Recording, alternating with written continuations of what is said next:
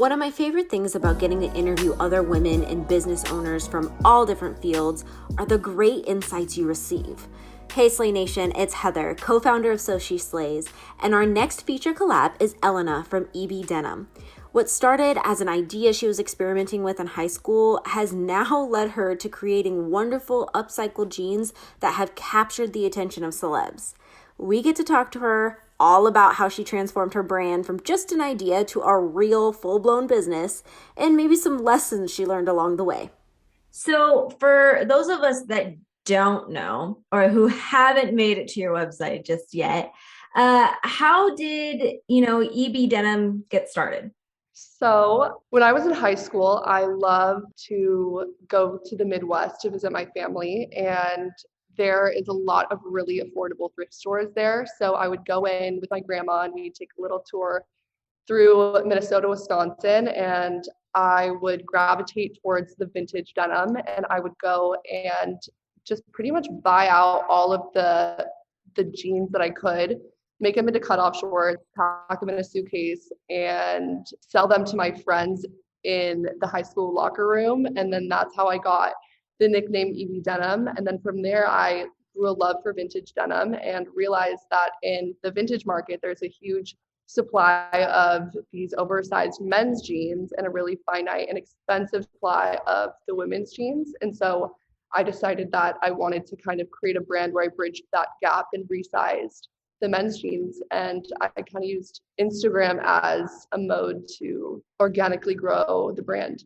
Now, EB Denim is not that old, right? I mean, what is it, a year, 2 years? It's not that old, right? How long has it been? It's honest. So 2017 is when I formed the company, but realistically, I would say the past year and a half has been when it's really taken off, and we had our viral chain pan moment. And so I think that's kind of when I acknowledge the brand is really starting. Yeah. I mean, again, you kind of started it back in high school a little bit, getting your hands into the beginning stages of this business.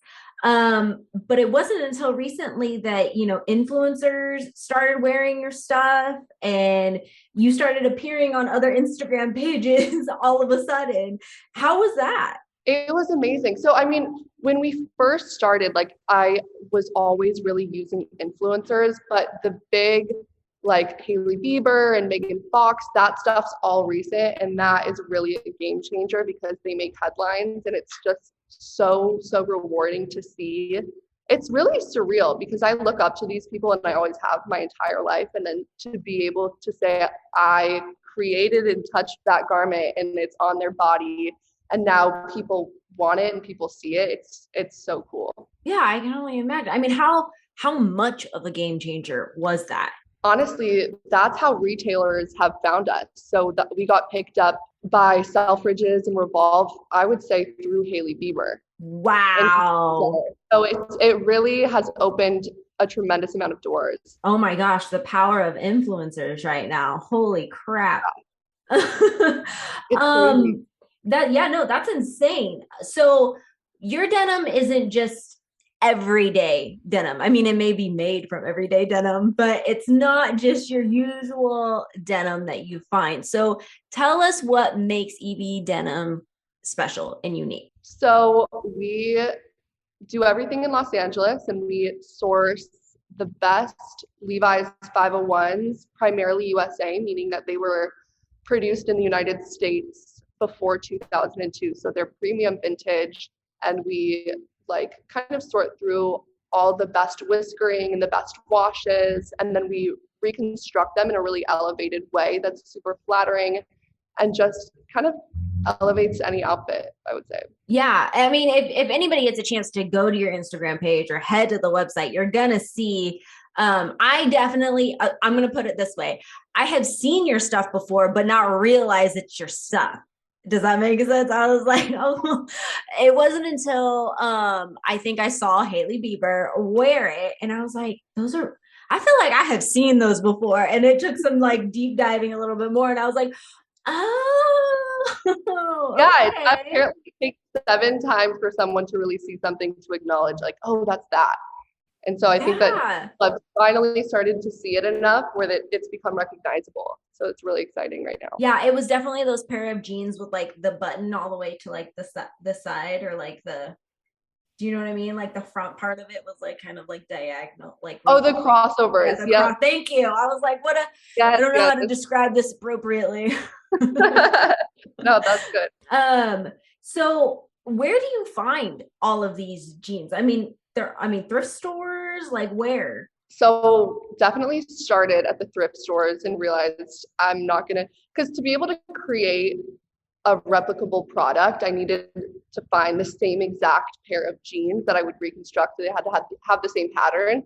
So I decided to go with the 501s and I wanted to go with the best quality. And so I looked for years to be able to find a supplier. I would go to the Melrose Trading Post, and then I would go to the Pasadena Rose Bowl and Long Beach. I'd go everywhere until I finally found a supplier who, I was doing a pop-up at the time, and their wife actually walked into the store and was like, hey, like, my husband's a vintage supplier, like here's his card. And then I was like, let's just see, we're really low on vintage. And so I went, and now he's our main supplier. So it's really funny how these things work. Very serendipitous at that. Holy smokes.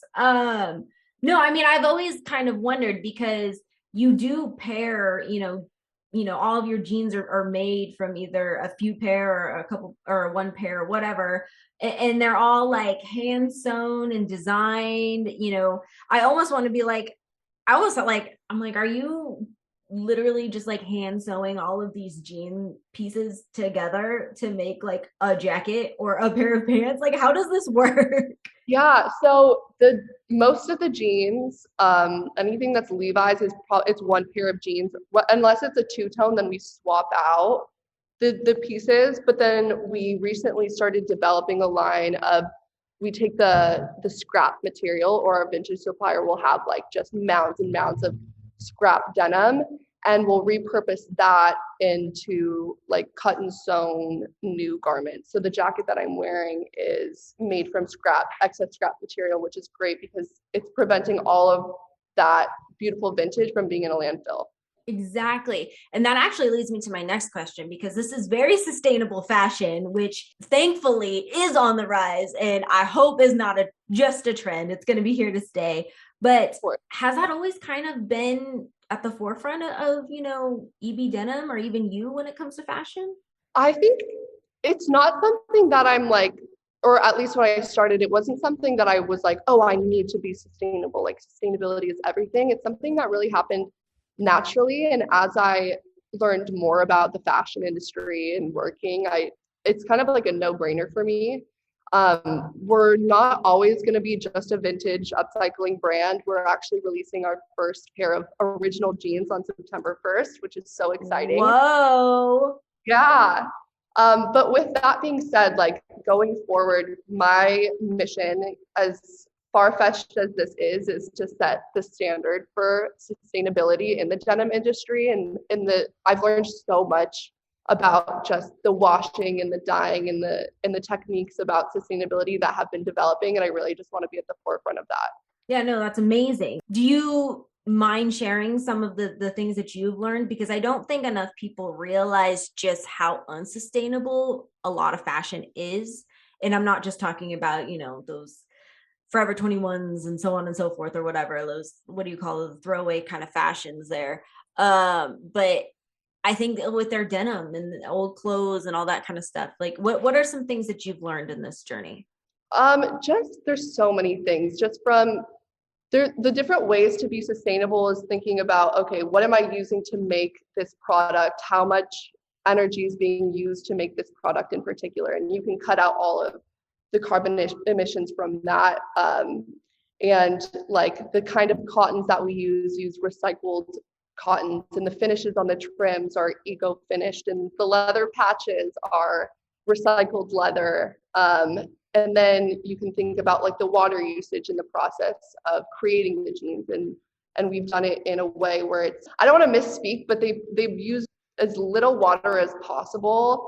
And also too, just with the finishing techniques, we're using like laser technology, which is something that we're going to be showing a lot on our social medias when the jean the jeans launch, but it's super cool to see they take a laser and just laser all of the whiskering design onto the jeans so that they're not using any water, any energy to do that. Wow. I did not even look at fashion being all scientific and stuff. It's so cool to see. I've learned so much and I can't wait to learn more and really be an expert. Yeah. So tell us about these jeans that are launching. Yes. Okay. So our unraveled jean has been our best seller for the past year. And I decided, like, it's just been so hard to keep up with demand that I've been wanting to launch original jeans for forever. And I just figured might as well replicate our best seller. So they're a better version. They're a 2.0 of our unraveled jeans. They have the same wash and the same back pocket design, but they're just a new sustainable version. Ooh, and that's launching when again? September 1st.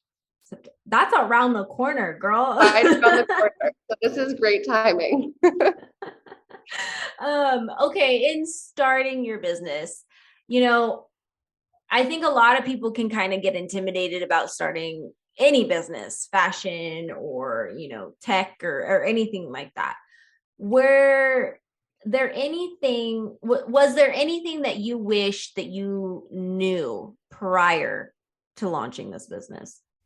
Honestly, no, because ignorance was the best thing because I really just took my own approach to everything. Like I'm really lucky in the fact that my mom is in fashion, and so she kind of was trying to give me advice, but she was at the business angle of it, and I was at the creative end of it, and I just did what my gut was telling me, and I took turns that I don't think that most people in the industry would have taken, and it's brought me here, and I've made so many mistakes along the way, but I've learned from them, and that's just a part of the process. But I guess like what I would tell my old self is to just be more confident in yourself and just trust your gut. When I was in high school, and I was selling jeans, I made an Instagram page for it, and a lot of people thought that that was really weird.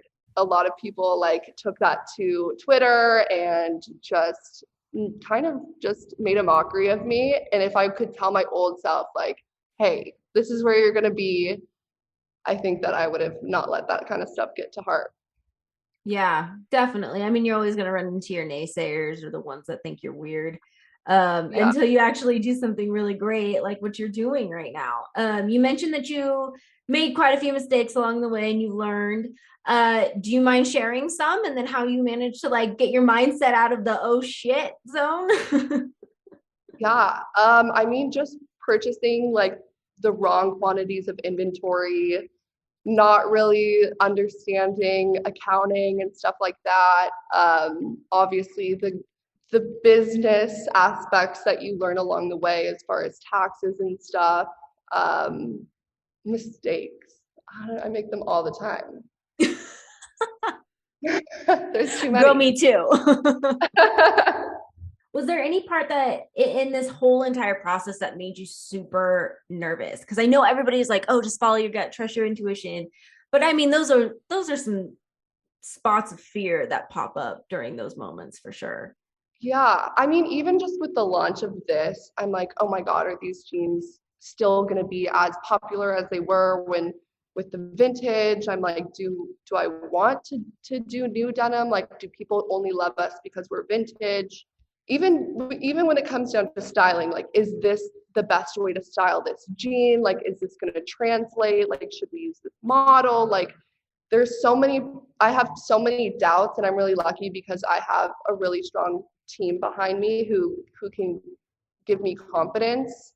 I would say probably my biggest fault is that I'm kind of indecisive about things, and to have my team kind of step behind me and help guide me in those kinds of decisions is really helpful.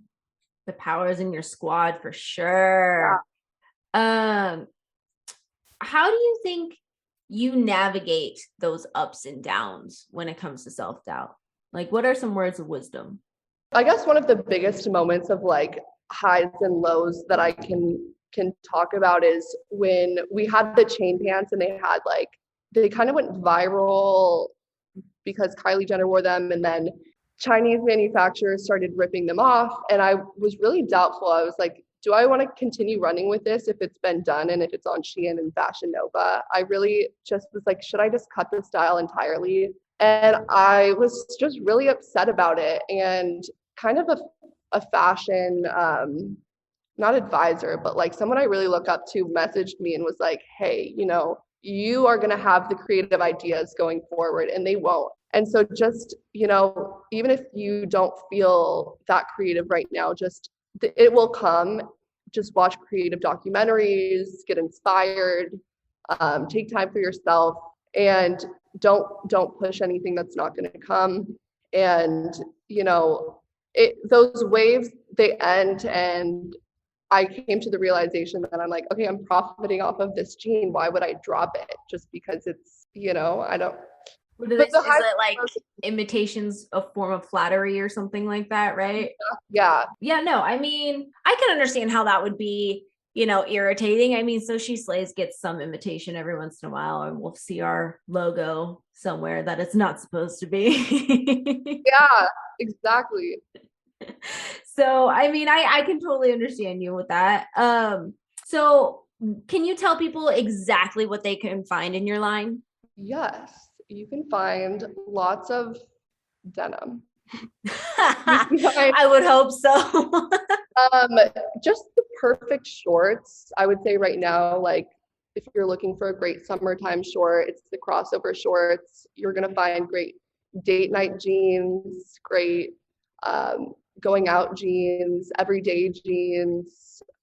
We have a few really cute denim jackets, a really cute mini dress. We have upcycled vintage silk pieces that are made from one of a kind patterned silk scarves that we're going to be launching hopefully soon. Upcycled bandanas, lots of stuff. Lots of stuff. Lots of upcycle, which is amazing. Do you have a favorite piece? I would say, I'm like looking around.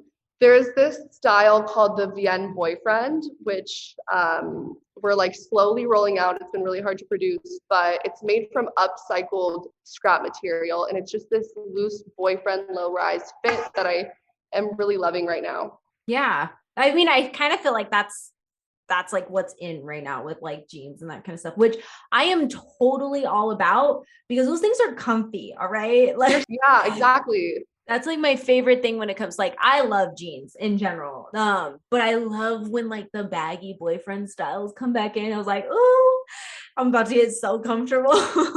Yeah, especially if I'm sitting at my desk all day, I want something that I can live in. Exactly. Something like you can like sit cross-legged on a stool with or something like that. Like I don't have to like be like, hold on, let me suck it in, guys. I know. I'm like, okay, let me unbutton the first button while I'm at it. Right. Oh my gosh. Okay, so we always ask our future collabs to describe their slay. And what we mean by that is to kind of sum up what you like, how you're able to get up and do the things that you do every single day. My team definitely motivates me every single day. I love working with them and coming into the office every single day to see them. Seeing girls wearing the denim, the celebs wearing the jeans is always a huge reward and really motivates me to continue being creative and pushing out new designs. And the incredible customers and retailers, that those orders really, really motivate me and give me validation in the product. And do you have like one source of inspiration when it comes to designing these types of things, or is it like just you have a dream and it pops up in your head? It's a mix of really understanding my customer and like what's going into trend right now and what they're looking for, and then also creativity. So it's a mix of everything, and sometimes these ideas will just pop up in my head, or I'll sit down and I'll sketch, and then I'll get inspired, or I'll watch movies or just people watch, and I'll just get inspired that way too. That's awesome. Okay, well, that's all I have for you. Do you have anything else that you feel like we want to talk about or we didn't cover? I think we covered pretty much everything. I would also mention that we have this beautiful showroom in downtown Los Angeles, which we're going to be opening up to customers very, very soon. And if anyone would like to come get styled, they are more than encouraged. To get to know Elena and EB Denim a little more, head on over to socislays.com and be sure to check out EB Denim's new showroom, which is now open if you're ever in LA. As always, thanks so much for listening and make sure to rate and subscribe to our podcast. Catch you next time, Slay Nation.